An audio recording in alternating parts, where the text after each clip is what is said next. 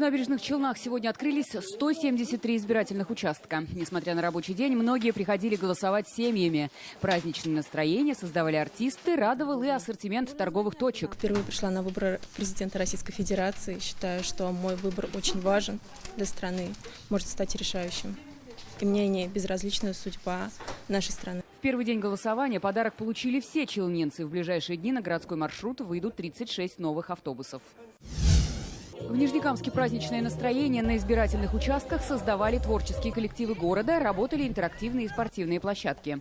Медики организовали точки здоровья. В числе первых голосующих в Нижнекамске курсанты Татарстанского кадетского корпуса. 3 ребят впервые исполнили свой гражданский долг. Не всегда есть, оно и будет. Вот так запоминается.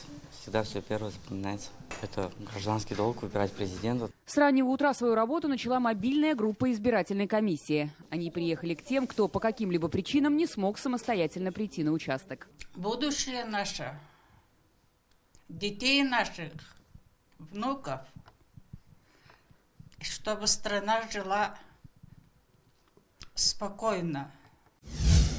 В Елабуге горожане стали собираться у избирательных участков до их открытия. Здесь работают 63 пункта для голосования. Впервые проголосовали ребята из Лисичанска, которые учатся в университетской школе Елабужского института КФУ.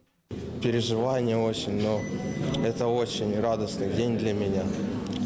Я его тоже ждал, а я запомню этот день до конца своей жизни. На одном из избирательных участков для всех желающих организовали мастер-класс по плетению маскировочных сетей. В Бугульминском районе работают 29 избирательных участков, в городе 46. На один из них пришел проголосовать участник специальной военной операции Альберт Ахмедшин с супругой. В 2023 году он был награжден Орденом Мужества. Сейчас в зоне СВО находятся его сын и брат. Выборы. Многие считают, что хочу приду, хочу нет. Вообще-то это гражданский долг каждого гражданина. Прийти на выборы. А вот за кого голосовать – это его личное право. В Нурлатском районе открылись 56 избирательных участков, 16 из них в городе. Ходить на выборы всей семьей стало здесь доброй традицией. Семья Тухватулиных после голосования сделала общее фото для участия в конкурсе «Всей семьей на выборы». Мечтают выиграть автомобиль. Я считаю, что ходить на выборы надо обязательно, что мы всегда ходим всей семьей. Раньше ходили с сыном и мужем. Диляра, вот у нас дочка родилась недавно.